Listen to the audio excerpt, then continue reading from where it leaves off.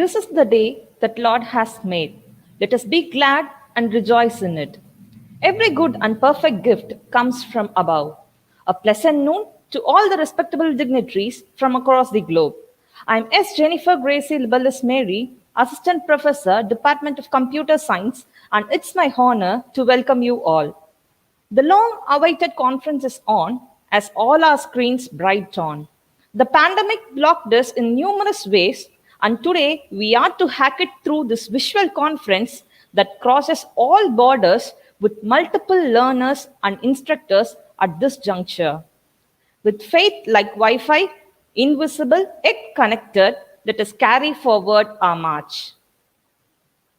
Fear not the one who has prayer as the steering wheel and not the spare wheel. The one who kneels before the Lord stands before people. Now let us plead for his divine presence to envelop us. I call upon the peacocks of our college to drench us with the Spirit of the Lord through their glorious dance performance.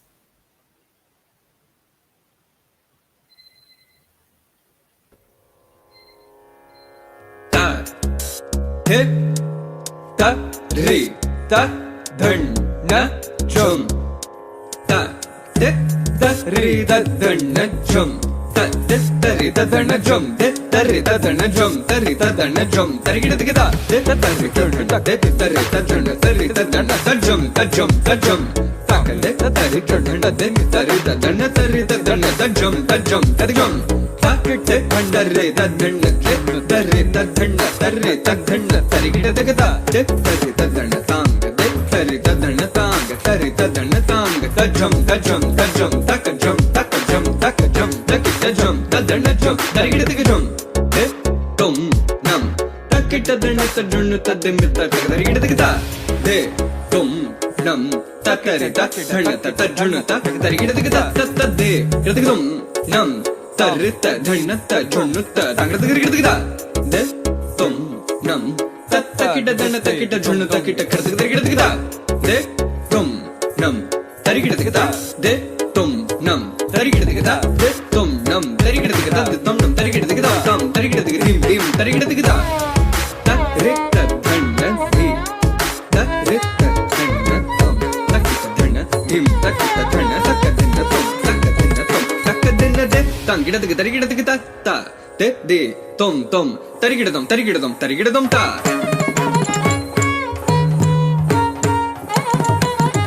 de tangidadika tarigidadika ta ta de de ta tom tom de tarigidadum ta tarigidadum kidadika tarigidadika ta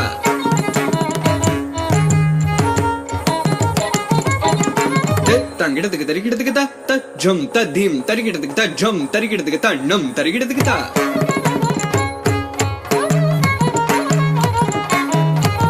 Tangidadika tarigidadika ta jumta dikita tumta Tagde tangidadika tarigidadika ta jum kidadika tarigidadika dai De tangidadika ta jum Tagde tangidadika ta jum Kidadika jum Kidadika jum Kidadika jum tarigidadika de tangidadika tarigidadika ta de ti tom tom de tangidadika tarigidadika ta de ti tom tom de tangidadika tarigidadika ta Diti tom tom de tangidadika tarigidadika ta jum de tangidadika tarigidadika ta jum ta dikita tum ta dikita tum ta de ta dikita tum tam dim ta dikita tum ta ka ta dikita tum ta ka dikita ta dikita tum tam kritigirgidum da kritigirgidum da kritigirgidum da kritigirgidum da kritigirgidum da kritigirgidum de ta kritigirgidum de ta kritigirgidum de ta kritigirgidum ta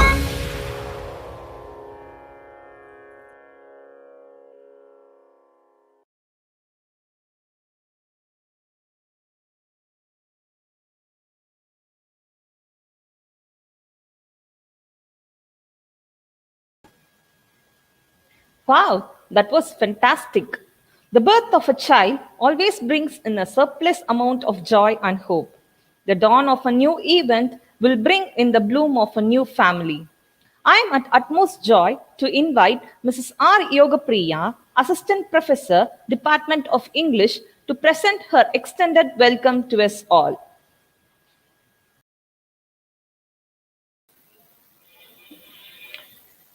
So good afternoon to one and all present here. It gives me immense pleasure to welcome you all to this wonderful occasion. I'm taking privilege in welcoming all the dignitaries who have brought laurels to this conference with their gracious presence. It's my honor to welcome our resource person, Dr. Vincent English. Vincent is a professor of international business and strategy management at University of Rome and is also a visiting professor at two other business schools in Naples and Geneva. Vincent holds a PhD in business strategies and numerous other degrees in law, education, physics, and data analytics. So we welcome, sir. It's my honor to welcome our resource person, Mr. Andrew Minjo, co-founder, Nexon Technologies, Tanzania. Andrew is an analytical thinker and passionate learner. He has a broad experience in digital marketing, data analysis, business development, technology scouting, and innovations. Welcome, sir.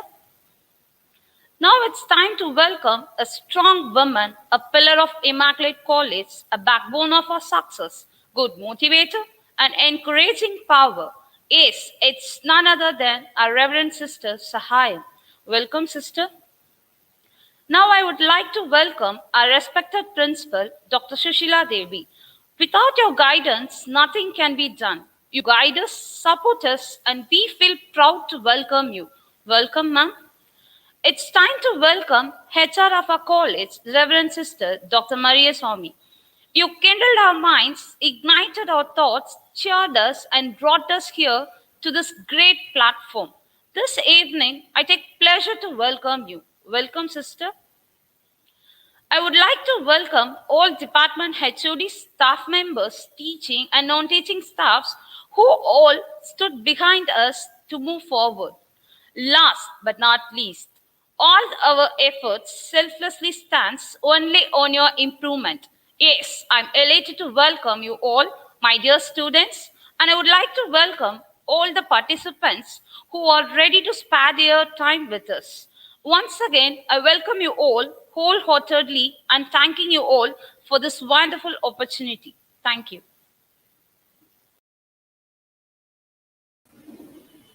Thank you so much, ma'am, for your extended greetings. Superheroes are projected in movies. Leaders build up the nation. Bosses grow their business. Champions carry their legacy. But instructor shoulder them all. He is a very passionate and proactive personality who moves and guides his business forward as a catalyst. He always helps and consolidates in his profession.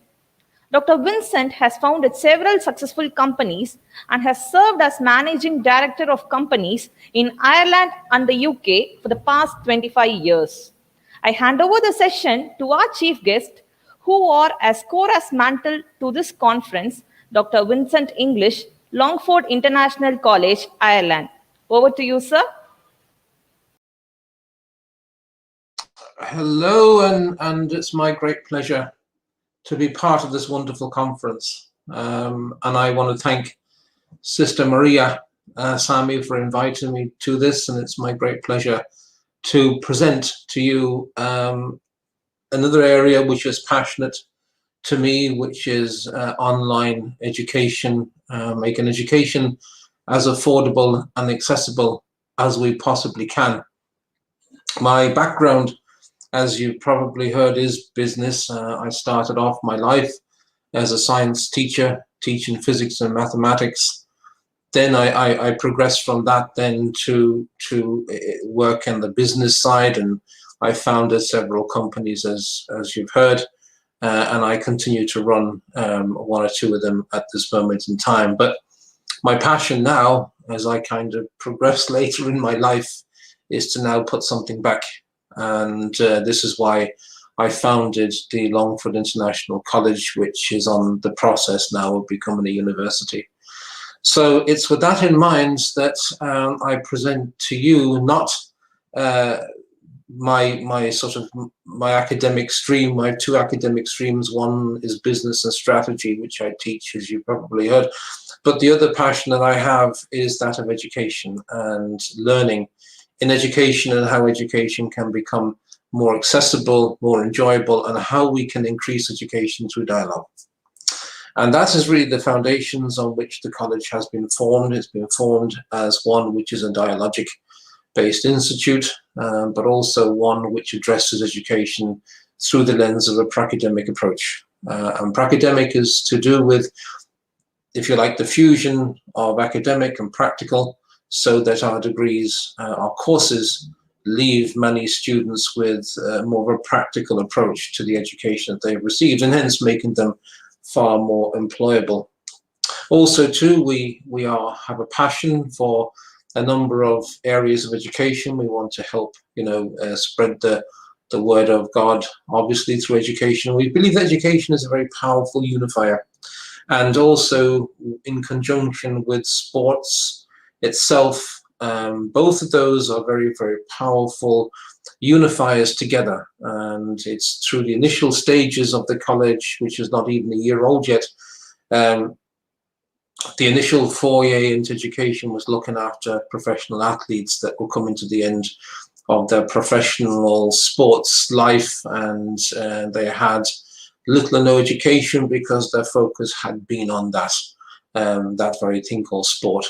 So we have started, I suppose, the first element of our mission was to help those sports people, some of them extremely famous people, to get a degree, to give them confidence to enter into this new world. And from that point, we began to see how powerful sports is, because sports is something which is a common language across the world, be it cricket, be it football, soccer, be it basketball, whatever it might be.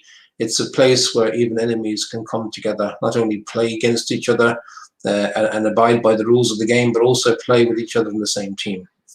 And it was, for perhaps you're not familiar with Ireland and the division between the northern part and the southern parts, only a small country, but in the northern parts of the country, the British still retain ownership of that. And of course, because of that, there is certain factions, half of that population want to be Irish, half of that population want to be British. And it's led to many, not so much wars, but a lot of senseless killing over the years. And it's now in a process of peace, and has been for the last 20 years, in the Good Friday Agreement that was brokered back in the 1980s. But one of the things that became almost pivotal to my thinking was when the rugby, which is a form of sport which is quite popular in this part of the world, and indeed the southern hemisphere, in terms of Australia, New Zealand, we had an all-Ireland rugby team. It was one team that represented both the north and the south of the country. And those who were sworn enemies during the week got together for training, got together to play in a single team, under a single badge, under a single shirt. And they played together, they supported each other, even though they were deadly enemies during the week. And that, to me, showed me one thing, that sport can be a facilitator to bring people together, to break down cultures, to break down hatred. And if we can infuse that with education, well, then we have the ability then for people to see reason, to be able to contemplate, to be able to consider what the senseless nature of hatred actually is. And so that is really the pillars on which the college has been founded. And my lecture today will be about an aspect of that, but it will be based on what we call dialogue and dialogic education. But we'll do it with a different twist, because also too we feel that the way to bring education affordable and accessible to parts of the world is to make the education or a university appear in the palm of your hand, in the form of a phone, in the form of a tablet. And in order for us to make education affordable and be able to offer degrees to disadvantaged and developing worlds at a very, very cheap price, we believe that it has to be automated through artificial intelligence. So part of our college too is the cooperation that we have with Cambridge University. I'm also a researcher at Cambridge University. I'm doing my second doctorate there, which is the Doctor of Education. And the focus of my research is about artificial intelligence in respect of conversational chatbots, if you like, or chatbots in general, to see, can we make education more engaging and certainly more affordable and accessible because we can automate it.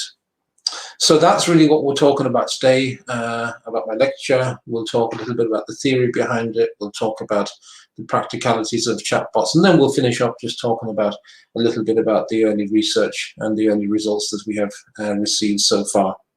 So without further ado, then I will just share my screen with you, and we will kick off.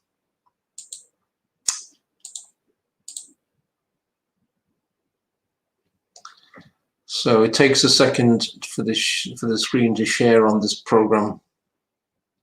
During the practice, I was able to see that it did take a little while, though it's taken a bit longer than I thought. I wonder if Sister Maria is there.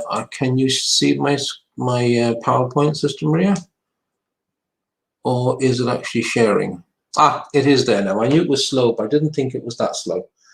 Right, so I'm going to try and make the screen maximize the size of it. So hopefully you can see a maximum screen there. I don't know, can you confirm that, Sister Maria, if you're there? Okay, if not, then we'll assume that you can. Hopefully you can see a big screen. And it is everything okay. Is it is quite okay, clear. sir. We are seeing your screen. You can see the screen. Thank you, Yes, Sister. yes, thank you. Thank you so much for that. Okay, so then we'll talk about chatbots in education. Essentially, is there a role? Is there some facility, or is there some way chatbots can help education? Are they able to support this new way of learning? And we do see that through research, especially in some of the reports commissioned by the European Union. We can see that education in a way is developing in a new way that's not been seen before. And of course, that is solely and totally because of technology. So students are beginning now to want to create their own learning space, their own learning, if you like, not so much their own learning pedagogy, but certainly their own way of accessing information. And if you like, creating their own ecosystem, so they can take bits of information from different places and put it all together in a way that suits them. So this is really the theme that we're going to be looking at. You know, what is the new way? That's a conundrum, and that is a challenge that faces all educators today, whether they're, you know, researchers at universities, or whether they are legislators, or whether they are policymakers. What is the new way? What is the future education? How or what do we need to do in order to prepare ourselves for this new way of doing things? And really, it's those of you who engage in technologies in your classroom, and I've seen that too also from the company for which I'm a CEO of, Vernier Software and Technologies. It's a company based in the United States, in Portland, in Oregon. It's the world leader in digital education for science teaching. So it's, you know, imagine any computer sensor that you could imagine, whether it's measuring your heart rate, whether it's measuring pH, whether it's measuring velocity, acceleration, sound, you name it. We have a sensor for that. And it is a way of essentially transporting the science laboratory into the palm of your hand, because with Bluetooth technologies and so on, and apps being made available free of charge, a student can do the entire experiment on their phone. So we have seen this, although that technology has been around for quite some time, we're beginning to see that students prefer this way of doing science teaching. Why? Because the information they get is instant. They can make a more of an active comparison between the theory and the practice, because they don't have to wait a long time to get the data, draw a graph, and take ages to understand what the graph means, because there's a disjoint between the theory and the time taken to put the experiment together. Now, it's not to say that, you know, empirical methods have to be put by the wayside or have to change. We recognize that there is a certain amount of learning in that, but there are certain instances that students engage better with, and there's no harm, I believe, in run the two of them parallel if necessary. So the point being, really, is that students or young people these days pretty much look for information or look for knowledge on demand. When I was growing up and I wanted to ensure that I wanted to watch maybe the football highlights on television on a Saturday night after the games concluded on the Saturday during the day, if I wasn't in front of the television at 9 o'clock at night, I missed my chance. I wouldn't get a second chance to watch that again. But now, in the modern age, with all these satellite providers, you can watch the TV programs, you can pre-record them, you can watch replays of them, you can watch them at different times, almost on demand. And that seems to be the way that education is moving, that a lot of students these days will do their homework at night and probably not understand too much of what the teacher said during the day. They go onto YouTube, they go onto the web to try and find another way that it might be explained or explained better. They can watch it, rewind it, rewatch it again. So we're moving towards a situation now where education, where knowledge and the ways in which we communicate and acquire knowledge is definitely shifting. And we do have to move with that shift. We do have to make sure that we engage with a new type of mindset, the new type of technology-driven information, and we do have to make sure that we position ourselves in such a way that we are ready for the future. Because as you well know, technology can explode at any time and we can go off in a different direction at an enormous pace. And the danger is, and the danger has been, that education has been left behind. And left behind because of policymakers that don't quite understand where the future lies, or because of politics that doesn't quite have the right soundbite to get them re-elected.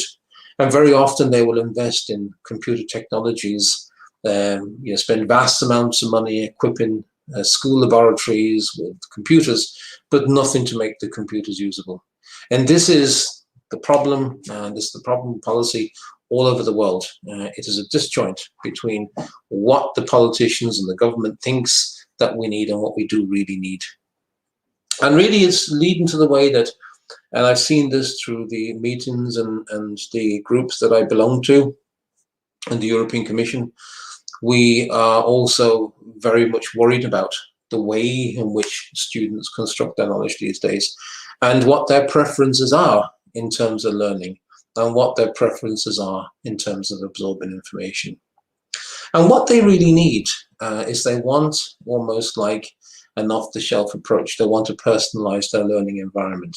And that means having the ability to perhaps use a bit of information from YouTube, maybe have a bit of information from a website, a bit of information from a textbook, a bit of information from peer review, peers themselves, and constructing that eco-educational bubble in a way that best works for them and in a way that best suits them. And even today, there are lots of new learning disabilities that are being recognized, from dyspraxia to dyslexia, and a lot of them are very, very subtly different. But unless we're able to recognize these and facilitate a student to learn in the way that best suits them, we're going to never be successful as an educational environment. So really, it brings us to a number of philosophical challenges, and one of which is that if technology is moving at such a pace, applications are appearing all the time that we don't even know yet, is technology then the way to use technology, the new way to help us keep pace with what the new development in education and what the new development in student thinking is likely to be. So from my particular viewpoint and my specific area of interest is adult education. And there's nothing that can't say that, you know, what we do in adult education cannot not be, you know, realigned back with secondary or primary education, but just in a different way. So part of what I'm interested in is this distance learning, because that's a new way now for busy executives and people who want to return to education that may have a family, and what inhibitions and what worries and what confidence building do they need when having to essentially study from a distance, not having a face-to-face opportunity in the classroom, but yet build the same educational experience and build the same relationship with their fellow students. And that's a challenge for adult education, especially online, and especially adults perhaps returning education for the first time that may have some worries. So I want to just start off real quick about setting the scene, if you like, and talking about what we believe, and certainly what I believe is of vital importance in terms of the very basis of education and the very basis of introduced artificial intelligence or conversational chatbots, whatever you want to call them, is the dialogue and what dialogue is all about. So dialogue essentially is an education approach that traces its roots back to the framework developed by the Soviet Russian philosopher and literary theoretician called Bakhtin.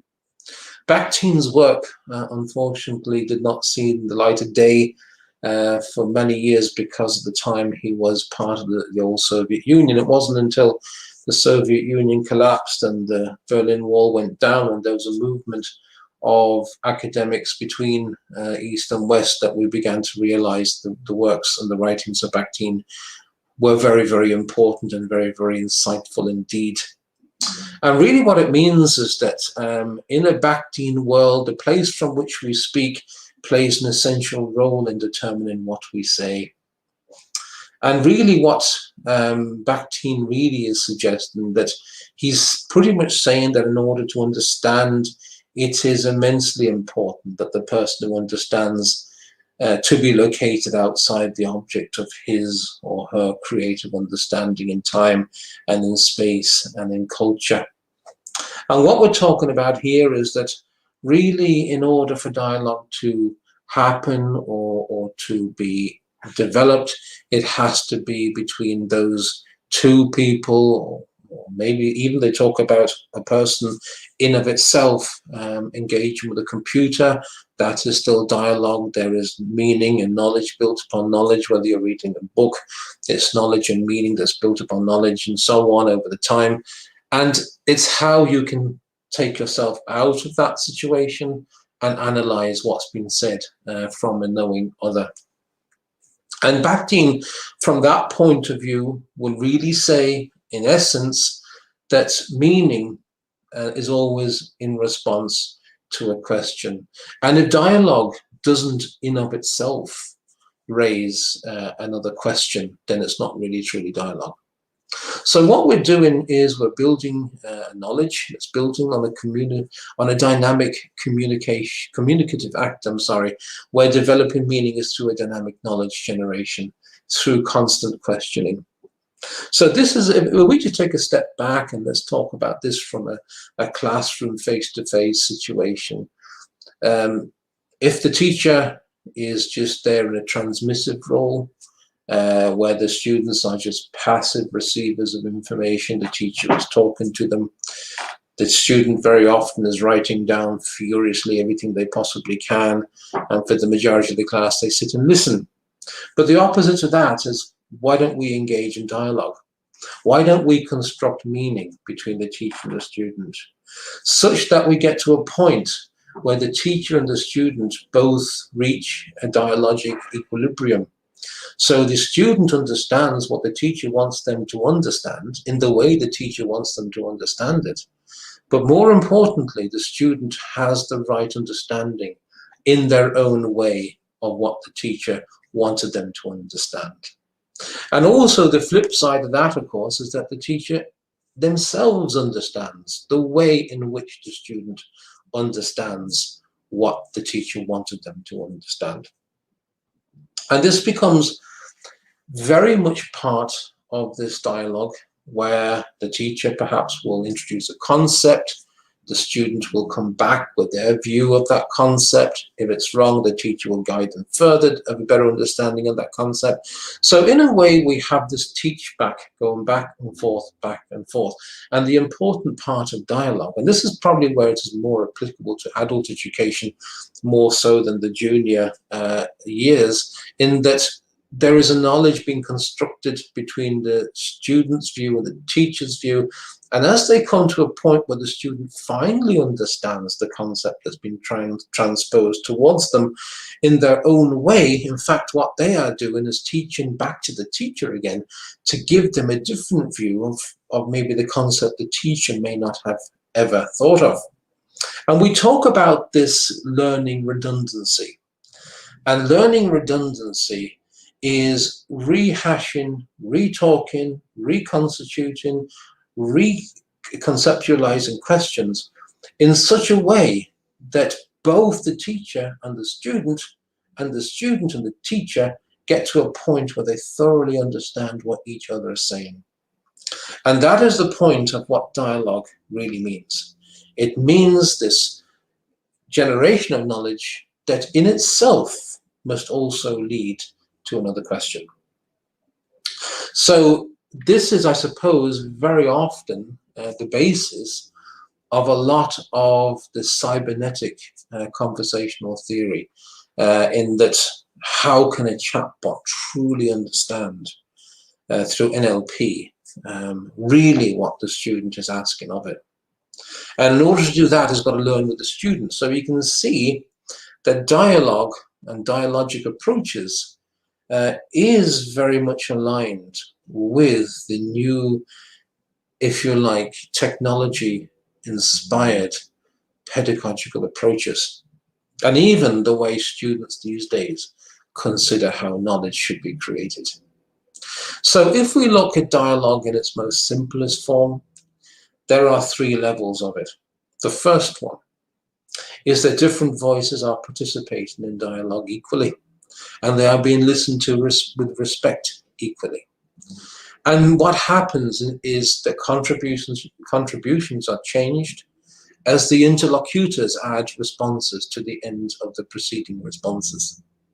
A little bit more of an academic description, but what it means here is that we have a group of students, they are talking, and between themselves they're constructing knowledge collectively with each other. And this is really the power of peer-to-peer learning. It really is the power of students being able to teach students. And I have seen this happen so many times when I have been invited to a classroom and to watch students participate in science experiments using technologies. And then a simple example as I can give you is I was some years ago in a science laboratory, and the students were using our digital technologies, our sensors, to do, I think it was a sound experiment with distance involved. And the students normally, when they're working in 3s and 4s, don't normally all participate, but because they had an interest in technology, they were all very much engaged. And then as the experiment completed, and the curves all appeared on their laptops and on their tablets and so on, I saw something amazing. I saw students looking at their graph and comparing it to the graph of the students in the next group, and the students in the next group comparing it with another ones, and trying to find out and trying to understand why their graphs were not identical. One student was really bothered by the fact that one of their graphs had a spike, the others didn't. And they were determined to find out why. And I'd never seen this before. And the teacher who had struggled with getting these group of students interested in science had never seen that before. So the point is that if we construct our pedagogies in a way that engages with the students and the way in which students want to learn, and we give them the information in the time space that they expect to be given to them. And in this modern world, it's the information or the experimental data that appears almost instantaneously on their laptops, their phones, or their computers. Then they're engaged. They take ownership of that data. They take ownership of their learning. And what we are doing is we're merely guiding them in the way in which they want to learn, all underpinned by this sense of dialogue. The ability to open up a space between a group of students, 1, 2, 20, 100, where they will all contribute in a chained reaction that can build upon previous knowledge time and time and time again. And that really is the first level, if you like, of breaking into a dialogic space and creating a dialogic space that many students, or just even two, but two to many students can be part of. So the next level of any successful dialogic space is that new meanings begin to emerge.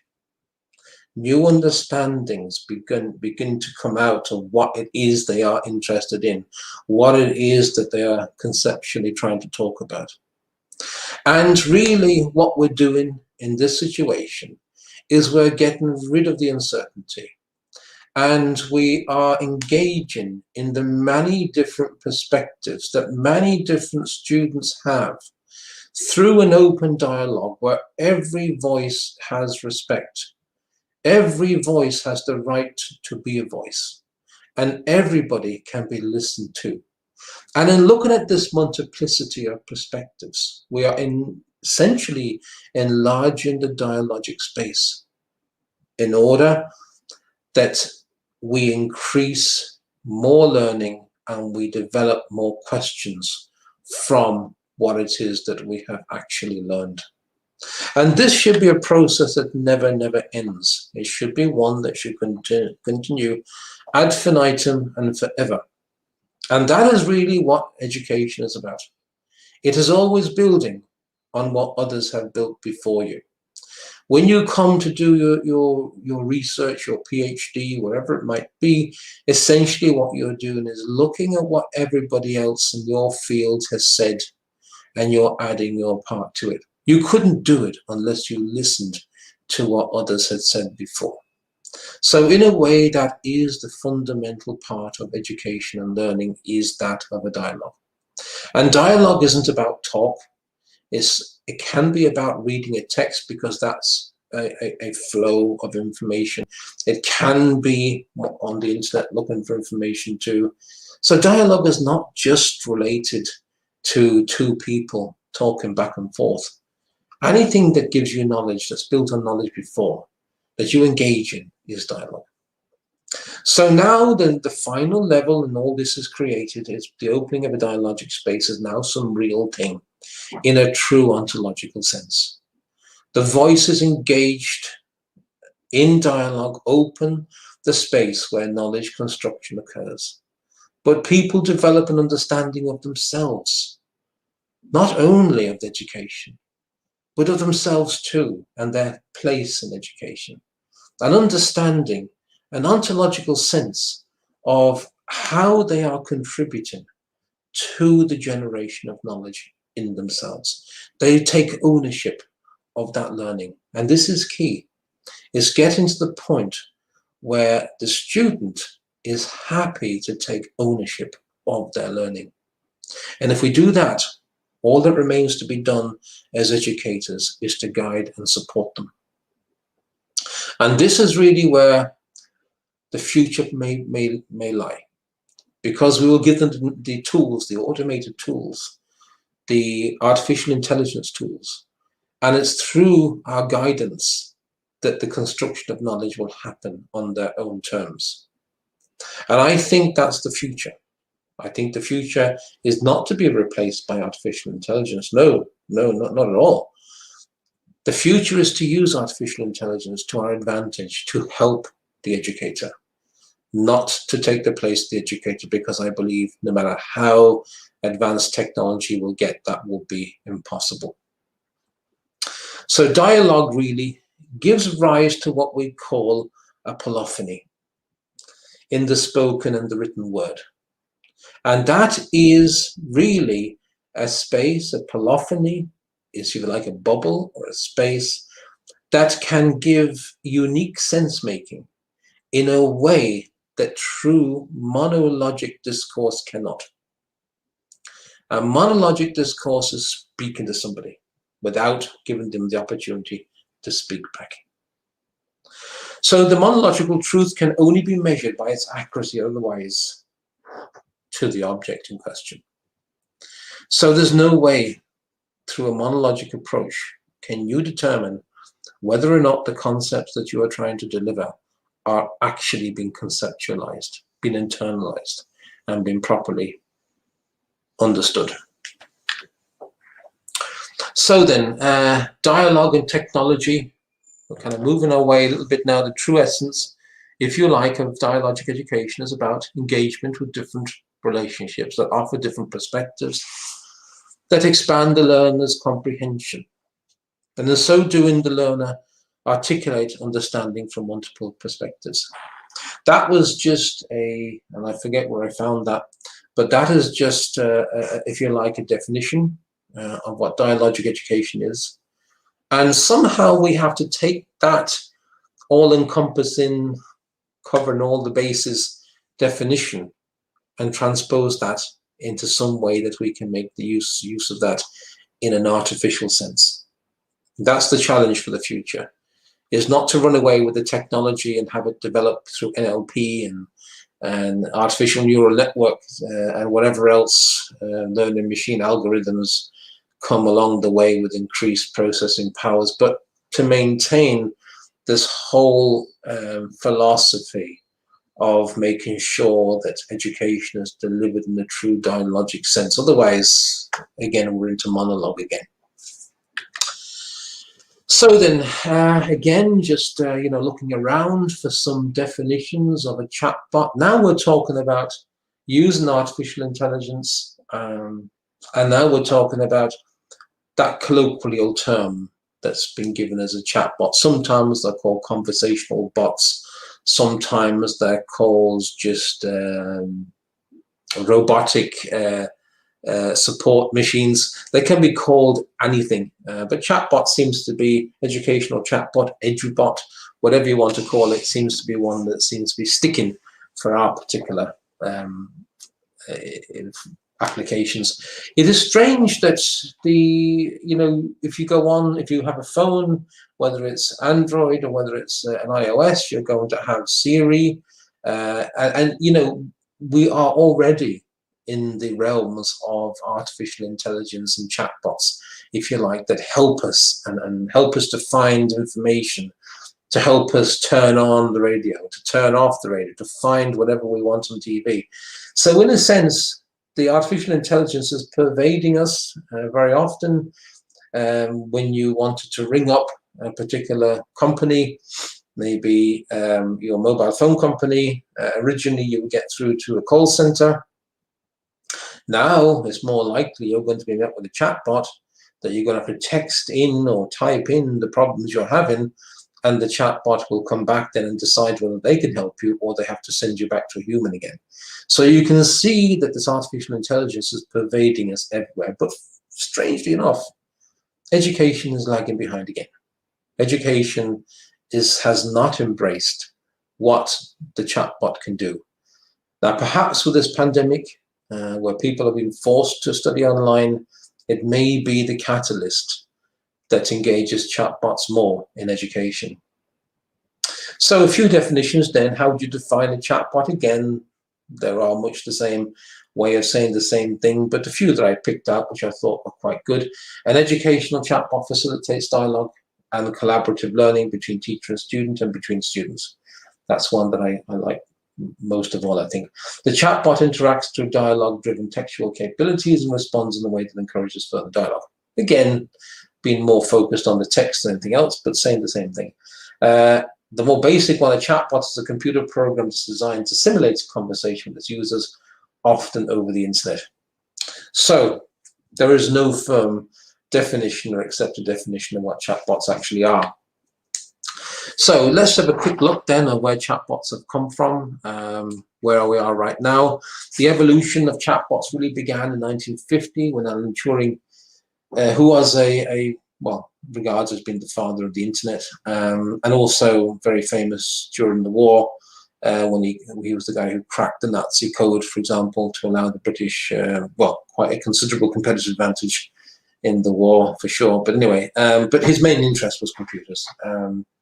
And he published Computer Machinery and Intelligence, which was a paper, and he really set down a marker for the future. And he asked in the paper, I propose a question, he said, can machines think? That was it. Can machines think? And when we get to the point at which machines can think for themselves, then we have a completely new era of education in terms of the power of what we can do. But how far that's away, I don't know. I don't think it's anytime soon. But he introduced, anyway, what was known as the Turing Test, which is still used today, of the basis on which to assess how intelligent a program is. And the ultimate test, of course, is that the program is so good that you don't know whether you're talking to a computer or whether you're talking to a machine. And we'll just see in the next slide, we have something on the Turing coming up there. So you can see the timelines there. You can see the following decade after Turing, we had some, which is still available, ELIZA, one of the first chatbots. It was 1966, as you can see. It did fail the Turing test, but it did in fact break new grounds and innovations, you know, for example, like recognizing keywords and having programmed responses to reply to those keywords. So around 6 years later then, Kenneth Colby created a chatbot called Parry in 1972. He tested the chatbot against psychiatrists, and only 48% could tell the difference between a human and Parry itself. So we'll begin to see some significant advances. The system, which was really a system of emotional responses, it was triggered by various weights assigned to verbal inputs. So Parry essentially simulated a paranoid human. So whenever it heard certain words, there were certain weights in the algorithm that recognized that as either being depressive or happy. So again, we were showing that, you know, that there were ways in which we could start to make these early chatbots engaging in some respect. So the interesting thing, of course, Colby was the first psychiatrist to conceptualize chatbots in the research, you know, in the understanding of mental illness, you know, and it continued in 2001. His research, he unfortunately died then, but I don't know have they continued or not. But in the 1980s, late 80s, we seen Carpenter created the Jabberwocky Chatbot. And the purpose really was, and you probably guessed from its name, was to have fun, human interaction and conversation. In other words, it was looking more at the engagement side of things, and that was as important actually as being in a conversation. And it used artificial intelligence technique known as contextual pattern matching. And that was another area that started to bring in, as we see, these corpus linguistics approaches now. Another one was one called Dr. Sabasco, was a chatbot created for the old MS-DOS operating system, and it actually was the first chatbot that includes artificial intelligence, and it had a complete voice-activated chat program. That was in 1992. So we're beginning to see now that we're beginning to get a little bit more. The chatbot was designed to emulate a psychologist, and many responses, you know, things like, why do you feel that way? Are you having a good day? What is wrong? And it was just finding patterns of words that it could respond to and try and make some kind of an intelligent interpretation of what's being said. One which I was playing with recently just to see, had they increased much, was Alice. In 1995, Richard Wallace created Alice, and really stands for the Artificial Linguistic Internet Computer Entity. All right, and you can still go onto the website. It's still there. You can still type in questions. It still tends to come back, but it uses a kind of a heuristic pattern matching. Okay, so again, we'll begin to use more like corpus of data and begin to string more complicated sentences together to try and make some sense of that. But then, of course, 2001, the predecessor to Siri, used similar applications too. And then between 2010 and 15, where we are up to about now, chatbots, began to take over with Siri and Google Assistant and Alexa, and Cortana more recently from Microsoft. They could perform, basic online searches, respond to basic enough voice commands, play music, and so on. So the Turing test then is about somebody talking to two, normally on the end of the phone, where you have C is a person, sometimes called the interrogator, and they are talking to a real person in B and a computer in A, but they can't see. There's a wall there, and both A and B are separated from each other, but the basic idea is that the interrogator who is at C has to ask questions of A and B and has to be able to determine which is human and which is not. So that's the true test of the Turing test. If you talk to A and you ask questions of A, and you're still convinced A is human and not a computer, well, then you have passed the Turing test. Okay, and that's what the test was back in the 1950s, and it's still the one that's used today. So then let's have a conversational artificial intelligence. Let's move into the more of the research element of it now.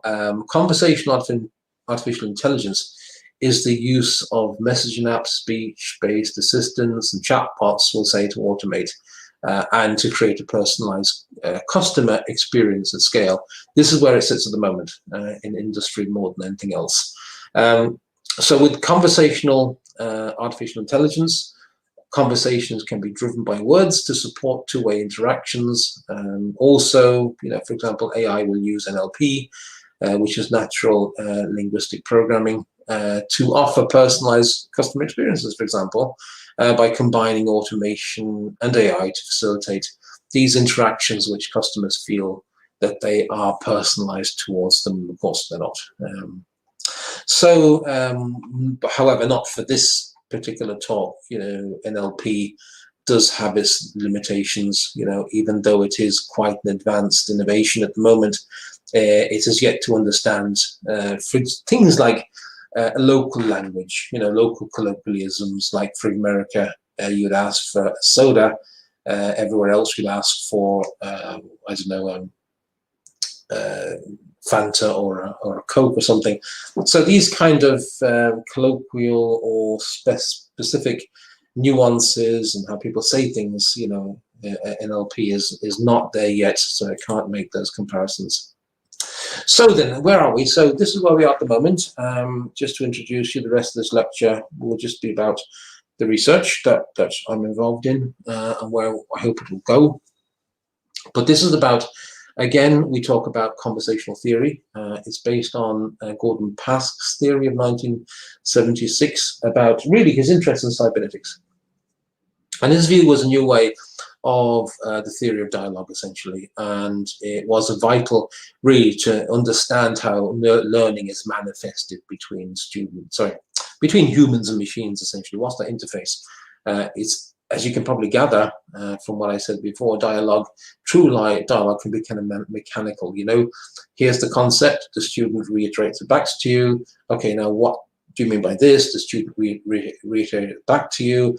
What do you mean by what you just said? And back and forth, the kind of mechanical type of approach, which, you know, the theory really is about mediation through conversations about a subject matter that makes the knowledge explicit in some more basic form.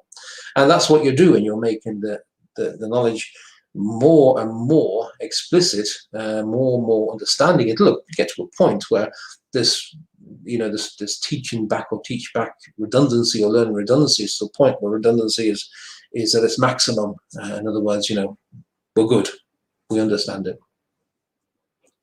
So also too, as part of the research as well of Gordon Pask, being, if you like, cybernetic theory, the research also pulls from Diane Laurier-Lard's Conversational Framework too, which looks, and we'll discuss very quickly in the next lecture about what it means. It's essentially about teach back, but one of the shortcomings of the Laurier-Lard model is it really isn't dialogic enough, and that's essentially where chatbots may fill that gap. So the conversational theory then was proposed by Gordon Pask in the 1970s, and really it's kind of a dialectic cybernetic framework that builds towards the approach that attempts to explain learning in not only humans but in machines too. Okay, so it's kind of a constructive, dynamic construction of knowledge that's always constructed in a very, very dynamic way.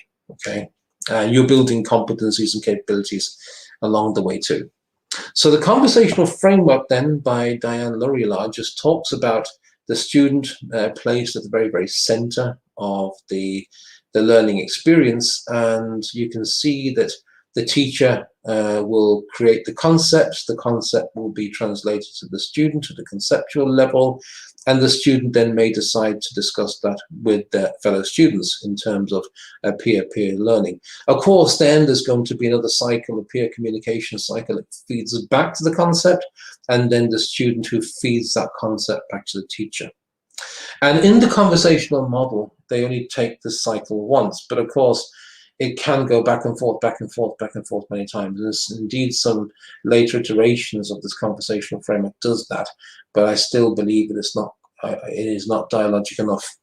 And of course, then we have the generating and the modulating of information too. So we have, whether it's a conceptual level, and then we can go to a practice level, where the students can then put what they're learning into practice. In other words, a more of a pracademic approach. Again, we have the peer cycle, and then we have a more of a teacher modulating environment where the teacher will probably help them. This could be in a mathematics class where the teacher explains the concept on the blackboard. The students then take 10 or 15 minutes to do a problem, and they may work in groups, they may work on their own, but the fact is that the teacher's back there modulating back and forth, back and forth. So you can see what we're talking about here. We're talking about a communication cycle and a practice cycle, and how the two are intertwined. As you can see that they're all connected in some way. But it's all about, if you like, a conversation that happens, a dialogue that happens, that there's a constant toing and froing between information, between the student and the teacher, or the student and the student, and then ultimately back to the student and the teacher. So then part of the research then is looking at how can we bring the chatbot into the particular cycle. How can the chatbot help the teacher? How can the chatbot facilitate what the teacher is doing? And you can see a simplified version there of the conversational framework. In the teacher concepts to the learner concepts, there's going to be different types of approaches for learning, whether it's acquiring knowledge, or whether it's inquiring into knowledge, or whether it's producing a knowledge. So the acquiring the knowledge going from here to here, mediated through chatbot perhaps, into the learning concepts, and then inquiring then in association with the chatbot again, maybe on their own, away from the information given by the teacher, and of course then reproducing their interpretation of whatever the concept is back to the teacher again. And this, of course, is where the chatbot can appear and create almost an infinite loop back and forth until this producing is at the point where the teacher is happy that the concept has indeed been properly understood. Of course, too, we could have also the chatbot facilitating conversations between the learner and fellow students. And indeed, there could be multiple feedback loops here as well. And those of you who are interested in multiple feedback knowledge loops could do worse than read the works of Nonanka and company, because they do some very, very nice knowledge building capability work, mostly for business, but it can be translated back here too. So you can see that the teacher sits here in the learning environment between the concepts and the environment. Again, if the teacher wishes the student to do some practical mathematical problems, then there's going to be a practicing element of it too. And again, the chatbot can probably infuse, if you like, or interject between the teacher and the learner to help explain concepts perhaps in a different way, to break down maybe barriers of the student may be a bit worried about or feel intimidated by the teacher. They might feel stupid because the relationship mightn't be great between teacher and student, where the student may feel that they should know this and they feel stupid, and they may agree that they know something when really they don't. And the chatbot in the middle there is something that does not pass judgment, is not going to be annoyed with you, has got infinite patience, and is there on demand whenever you feel like it. So you can see that there is a place for the teacher, but in the right pedagogical design and approach, the chatbot does have a function too. So, so how has the research progressed? Okay, so in terms of trying to design education artifacts and trying to design a chatbot that's fit for purpose means that you're really working alongside the normal design framework of a software program anyway, and that's to try something. If it doesn't work, go back and redo it. If it doesn't work, go back and redo it, and so on and so on. And so the research then maps or aligns closely to the normal development of any kind of software program. And that is an approach called design-based research. So design-based research allows you, if you like, to start off with a conjecture or a series of conjectures, and then go about seeing how accurate your conjectures are. And then you keep what works, you get rid of what doesn't, and you go round and round again. So the approach in this particular research is to bring in cohorts of students. We introduce them to the chatbot, or we don't, to get some baseline research, and then introduce them to the chatbot in subsequent iterations. And we see what works and we see what doesn't. So you start off with what we call a high-level conjecture. And that, of course, is how best the chatbot can support learning in some context or other. We don't know just yet. That's why it's a conjecture. A conjecture is the same as the definition in your mathematics. It is something you know to be true. You just haven't got around to proving it yet. And that's what we mean by the conjecture. So the conjecture then really is what gives direction to the iteration, or the stage one of the research, you can call that too. And the embodiment then is how we will then produce the learning content along with the chatbot to see what the outputs are going to be like. And of course, the embodiment then of the actual research, if you like, is when the rubber meets the ground, okay? It is your online portal, it is the supports you give, it is the pedagogy, it is the learning curriculum. That is your embodiment. That's the physical space. That's the front end, what the student sees. It will consist of tools and materials. Again, that could be pre-recorded videos, could be live videos, whatever you want to do. The task structures that are involved, the participant structures, in other words, how they learn individually, in groups, you look at that too. And of course, too, then, what's the dialogic and discursive processes that you facilitate them in order to measure how much they're engaging with the content, okay? And the mediating processes then is essentially what you're going to be using as a lens. You're going to be looking at the observable interactions and what artifacts and those what the students are producing in terms of their coursework, in terms of their assignments, whatever it is. And the outcomes then is what you're trying to see. Well, what's the learning been? You know, has the learning been better? Has it been facilitated better? What are the interests and the motivations of the student? Were they more motivated by using artificial intelligence? Were they not? And really, what is the dialogic interaction levels? That's key, of course, because the fundamental part of the research is how dialogue engages education. And if the dialogic levels are not there, well, there's no communication, is there? There's no peer-to-peer review. There is no question of the student, of the teacher. There's no building of knowledge. There's no knowledge building. There's no generation of new questions on the existing knowledge. So that's kind of key. Basically, this is how it goes. The important part of the research has shown us now that if you have 50 students who enter an online class and they don't know any of each other, then having dialogue or entering into a conversation is going to be far difficult. It's not as if they can meet at a coffee shop. It's not as if they can meet in the hallway of a school. An open conversation is very, very difficult for them to do it online.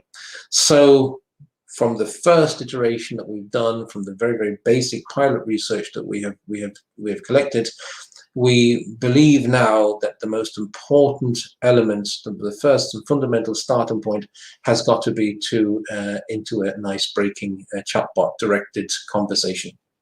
And we call this the corridor, if you like. And it's no difference to, you entering a college for the first time, your first day there, nobody. And then you walk up and down the corridor, you might bump into somebody that's waiting to go into the class you're going into, and you might strike up a conversation. So you're breaking the ice and you're beginning to make friends, you're beginning to make connections.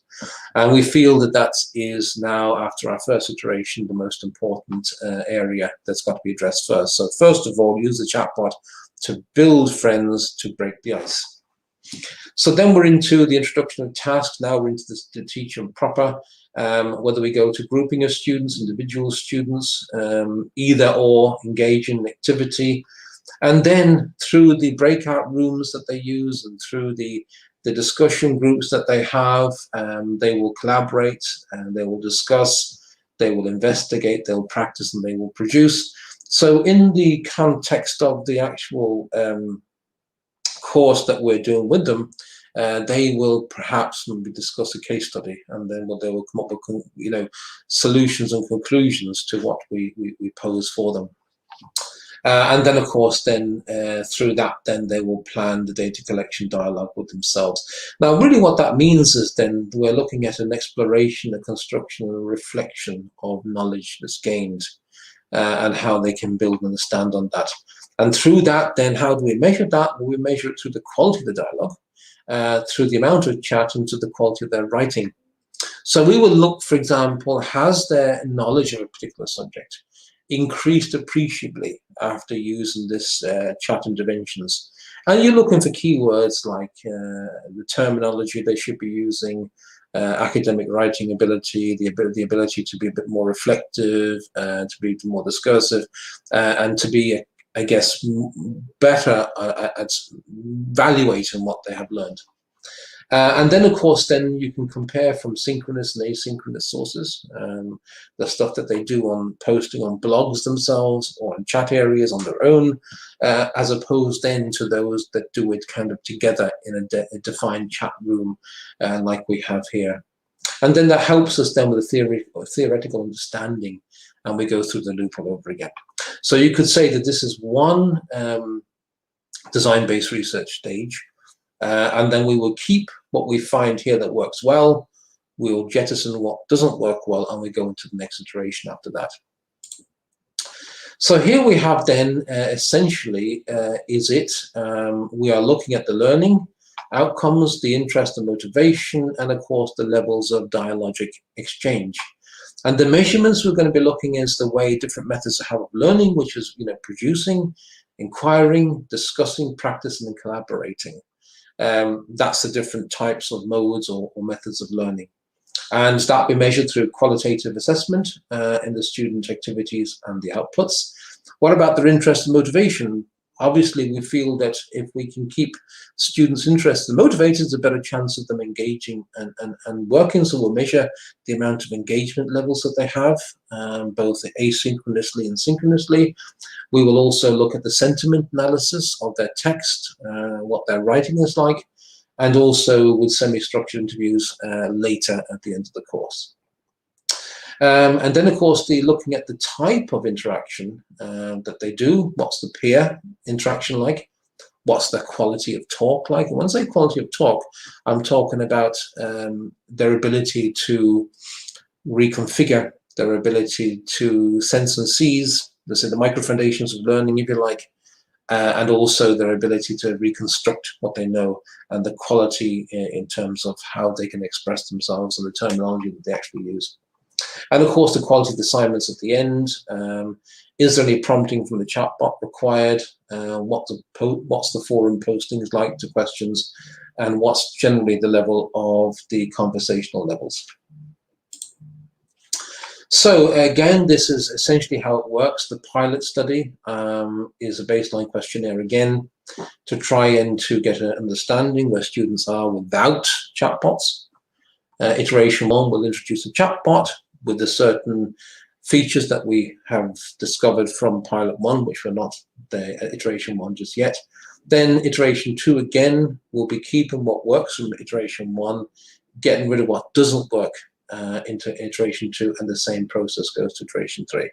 And that stage then, I don't believe we'll probably go to iteration 4, but at that stage I think that you'll realize whether chatbots have got potential or not. So this is essentially it. There's an 8-week course we're running. At the very, very beginning, there's a quantitative baseline questionnaire that just looks essentially at a Likert scale, a 5-point Likert scale, that will just interrogate them as to things like, what worries and concerns they have, and so on. Then halfway through week 4, we do a qualitative group study interview, and where students can just tell us what they think about the chatbot so far. What they think, how could it be better, what they like, what they dislike, and so on.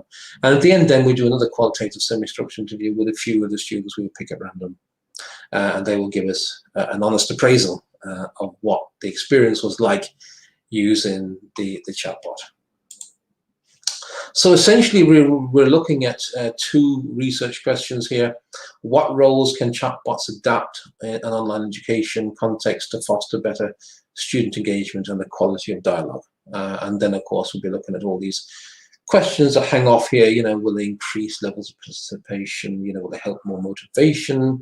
Do they build, knowledge, group assignments? Do they help at onboarding of students? Can they increase the quality of dialogue, and so on and so on and so on. And then the second major question is, how can chatbots facilitate and mediate better quality dialogue in an adult online business learning? In fact, business is going to be taken out of that now because it's not that anymore, it's just general. Okay, so those are the main factors. This is a screenshot of our course. This is the Diploma in Transformation, Leadership and Management Education. This is the course that's going to run over 4 or 5 iterations, and this is where the students will spend 8 weeks of their time engage in learning with a chatbot. Here's a screenshot of the first students that have come through. No reason why I picked those beautiful chicks, just happened to be the one that I stopped at the time. And you see what we have is we have the students. So there's more because I couldn't grab them all on the camera, but there's more students there, and they turn on their camera, so we try and facilitate dialogue. At least they can see each other. And there's a chat function down here that this is the lecturer, Professor Forrest, and she is talking, and the students are typing in, if you like, comments as she's going along, as she's asking questions. And sometimes then they will unmute themselves, and then they will contribute to the conversation too. And we use the Moodle platform for that. So here's our chatbot. The chatbot's called Bo, B-O, and it's inside an environment called Differ. So Differ is the environment that Bo sits in other words, the place where we can create the dialogue and interactions and stuff. And Bo is the artificially intelligent chatbot that tries to facilitate dialogue, and simple things like ask questions and repeat, send details back to the professor or teacher as to what the students have been doing, anonymously, of course. So the student can talk there with the full knowledge that nobody's watching them. They're doing it completely on their own, either between two or a group, and the feedback that is given to the teacher totally anonymously. So we don't know who's saying what, but we just look at the level and quality of it. So here's typically what it looks like. You can get introduced, and then Chatbot will engage in some information with you, ask you, for example, what are your hobbies, what are you interested in, what course you're doing, and then it will try to match you against people of similar interests and backgrounds to try and create the first attempt at a community of learning. It's not, students don't stick with that, they often move around, but the whole point is we're breaking the ice. We're trying to get people talking, we're trying to break down barriers, and we're trying to create these polyphonic learning ecosystems, for want of a better word. There, for example, then allows students, if they want to pick a particular group or community to join to, if there's specific interest in that. And again, they type in here, and then Bo will facilitate that and direct them as to where they need to go. So really what it means is that within the different environment, we can set up study groups where students can form groups together to study, to engage, and all facilitated by Bo here that will keep the dialogue going all the time. Here's one of the groups set up. It was done, Brian noticed Brian came in there, so I just said, how are you, Brian? How are things going? Blah, blah, blah. He came back saying that he was busy that day. But in other words, we broke the ice, and he created a study group there that other students joined, okay? So almost there now. The early results have shown us that onboarding at the beginning is absolutely essential. The chatbots has the potential of improving student experience through the entire student journey, that which we can see. There's a positive impact on student well-being. Again, that's something we can see. And also we can see an increased student engagement just from the very, very beginning and early research that we're doing. So there we have it, and I'm sorry, thank you so much. I've just kept going bang on an hour from what I can see, and I'm happy to take any questions that you might have now. So thank you for your time.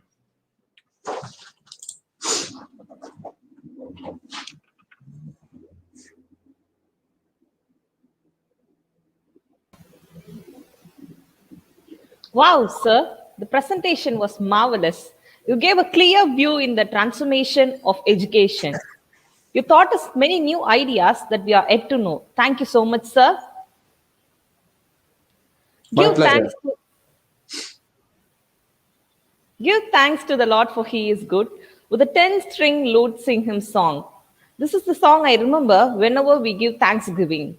As we are at the dusk of the conference, we see the clock's hand stand straight to thanksgiving. I now request Mrs. J. Mary Ramya Puviri, Assistant Professor, Department of Computer Science, to give a toast to this visual conference. Good evening to one and all. Let me take this precious moment to thank our Almighty for allowing us to congregate here today and be with us since we started our program of the day until now. My heartfelt thanks to our distinguished speaker, Mr. Vincent English, Longford College, Ireland, for making an excellent presentation on the topic, Had Chatbots a Role in Play in Online and Distant Adult Learning in this conference? Your presentation gave us clear idea and brought us well versed in the topic. Sir, we can understand your busy schedule and appreciate the effort you have taken, your precious time with us. Thank you, sir. Words are not enough to express my sincere gratitude to our Reverend Sister Sahai Mary, Secretary, Immaculate College for Women, our mother, always stand by us, guide us, lead us, and mold us that we are today. Thank you, dear sister. I also extend my thanks to our principal, Dr. M. Sushila Devi, Immaculate College for Women, for rendering us with all possible logistic support towards organizing this international conference a grand success. Thank you, ma'am. My special thanks to Reverend Sister Dr. Maria Sami, HR, ICEE Kadalur, for awakening the passion and desire to support as a ladder to reach the pool of success. Your constant encouragement has helped us the best way. Thank you, dear sister. I want to extend my sincere gratitude to all our HODs, staffs, my dear students, and participants of various colleges, university for your active participants. Once again, I thank you all. Thank you. Stay home, stay safe.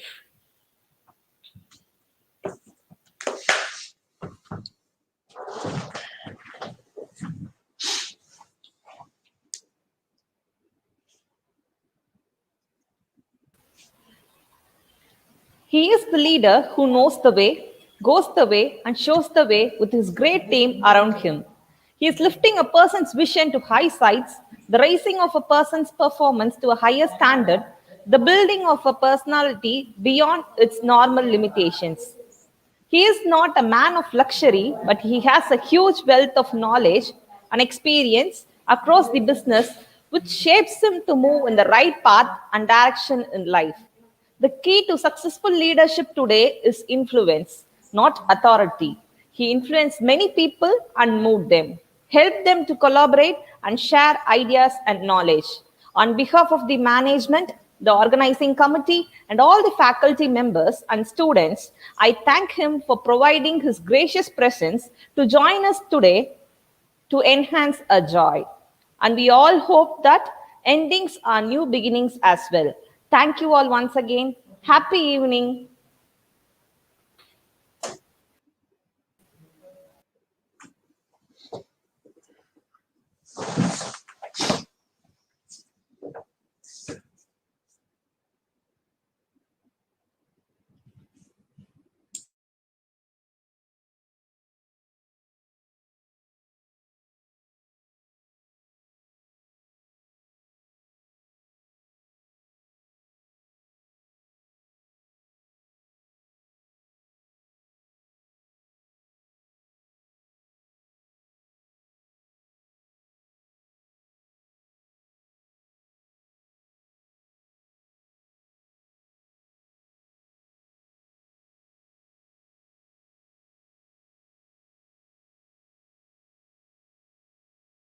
Hello everyone.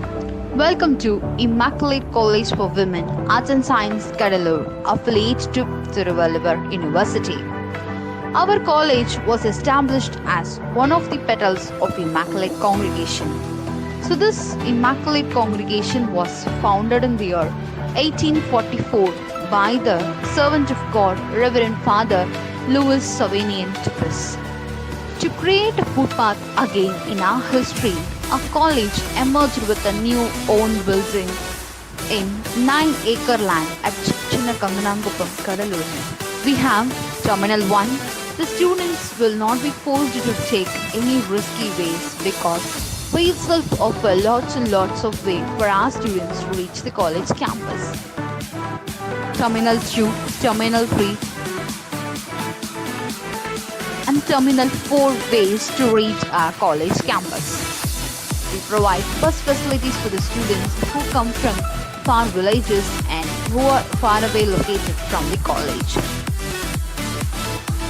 The main goal of our congregation is to enlighten the women education. Our new college campus is located in an environmentally protected area with the surroundings filled with eco-friendly atmosphere.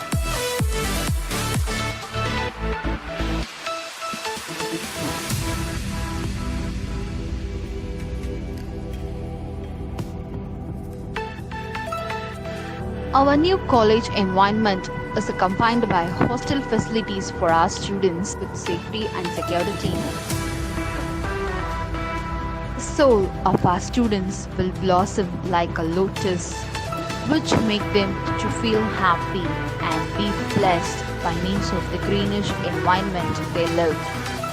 In our college campus, the environment is always very peaceful and blissful.